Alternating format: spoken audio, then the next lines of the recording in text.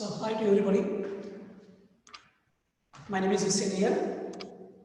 Today I am explaining about physics assignment, which is conducted on 1918-20. Okay. So, all these questions in this assignment based on reversible process and irreversible process. If you understand these two processes, then all assignments should done easily. All bits should done easily. So, what is a reversible process here?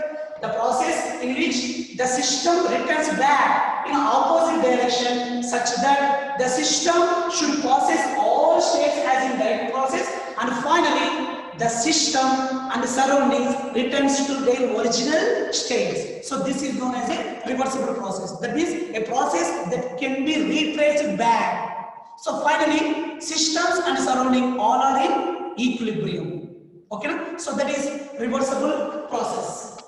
Return to original states and equilibrium. And some important points about reversible process. Number one, the process must be very slow. Reversible process is very slow process. What about number two? There is no loss of heat in reversible process. And finally, the system is in thermodynamical equilibrium. So, reversible process satisfy these three conditions. Coming to irreversible process. What about irreversible process? A process that cannot be retraced back in opposite direction.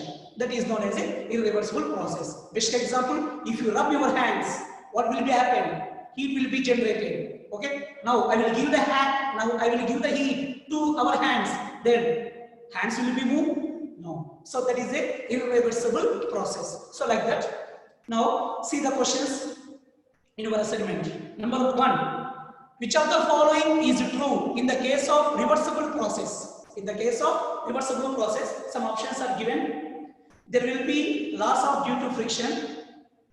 Yes or no? There is no loss, so option 1 is not right. System and surrounding will not be in thermal equilibrium. That is also wrong. Number 3, both systems and surrounding retain their initial states. After completion of process, return to their initial states, original states. So option 3 is the right answer. Fourth option, both 1 and 3, so that is also wrong. So which is the right option? Third option for first question. Second question, which of the following process is reversible? Here 4 options are given. First option, transfer of heat by radiation, transfer of heat by conduction. Third one, isothermal compression. Fourth one, electrical heating of a body. So already I said that no heat will be lost in reversible process, but in conduction, convection, radiation, what is happening? The heat will be lost. So heat transfer is never be reversible process. Is never be reversible process. It is an irreversible process. So if you take the options, the third one is right. Isothermal compression means it is very slow process. You know that isothermal process is a quasi-static process. It is very slow process. So option 4 is the right answer. Next, for third question, which of the following processes are never be nearly reversible? Nearly reversible. Which of the following processes are nearly reversible? 4 options are given: heat conduction, electrolysis, diffusion, and change of state. Heat conduction is not reversible. Diffusion is also not reversible. For example, suppose here is a hot body, here is a cold body. Then what happened? Heat will be transferred from hot body to cold body until they get the same temperature. Now, heat will be transferred from cold body to hot body? No. Why? Because they attain equilibrium. After equilibrium, heat will not reversible flow. Okay? So, heat transfer and diffusion process are not reversible. They are irreversible. So, the remaining electrolysis and change of state. Change of state means ice converted into water. That means liquid converted into solid, solid converted into liquid, like that. So, they are also isothermal process. So, isothermal process are very slow process. So electrolysis and isothermal process are the right option. So that's why for third one, second option, both electrolysis and change of state. Next, fourth question. Among the following, the irreversible process. Number 1, free expansion of gas. Yes, free expansion of gas is a irreversible process. Why? Because it is an adiabatic process. So that's why for fourth question, the option is 1. Next, fifth one. What about fifth one? Which of the following is not a reversible process? Is not a reversible process. Option 1, isothermal, it is reversible. Adiabatic, yes, it is irreversible. Next, melting of ice, reversible. Boiling of water is also reversible. So he was asking, not a reversible process, not a reversible process. Means adiabatic expansion of gas. Means for fifth question, second one.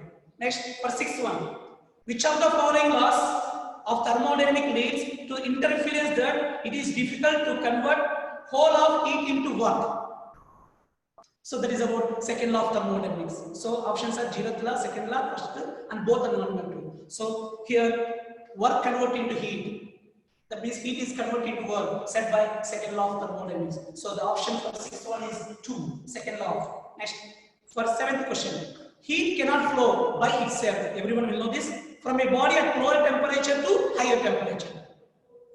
So heat will never flow from low temperature to high temperature without external agent. Yes or no? So now this is which law? That is asking the question. First law, second law, conversion of momentum and conservation of mass. So there is second law of thermodynamics. So for seventh question, second one. Okay. Next, eighth one. A scene that is a system where heat is rejected is essential for the conversion of heat into work. From which law the above interference will follows. That is absolutely second law of thermodynamics. Okay, na? So for 118, that means for 8th question, the option is 1. The option is third. Okay, that is second law of thermodynamics. Next, 9th. Heat engine rejects some heat to the sink. Okay, na? You know that. What is a heat engine? It will convert.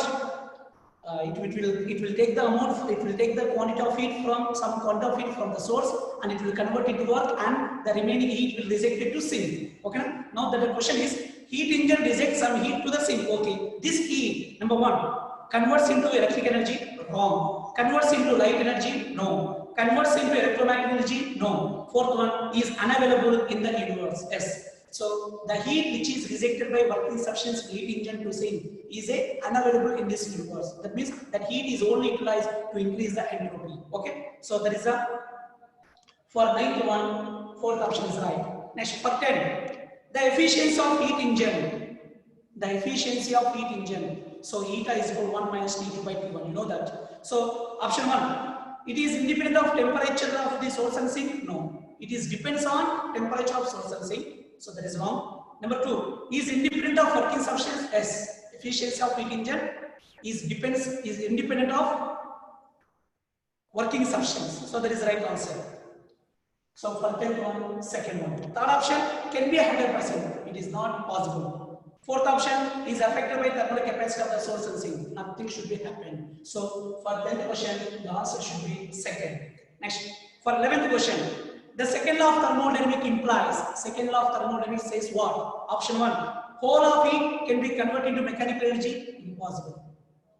All amount of heat does not be converted into work. So that is not. Next, no heat engine can be 100% efficient. This is right. No heat engine can be 100% efficiency.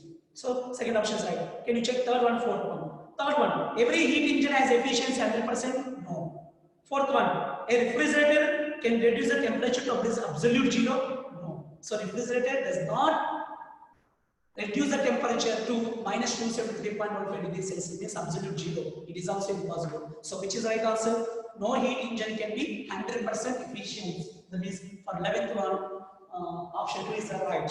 Next, for last one and 12, that is by opening the door of a refrigerator inside a room. So there is a room, it is closed. Now I open the door of the refrigerator. Now the question, what is happening? You can cool the room to a certain degree?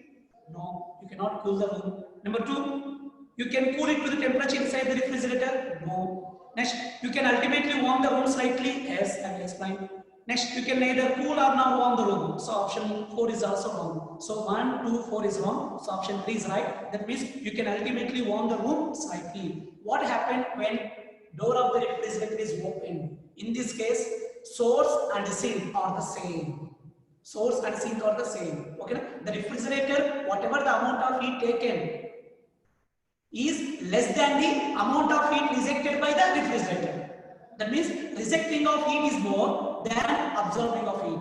That's why the room never be cool. The room will slightly warm. Okay, so this is the end of physics assignments on 1918,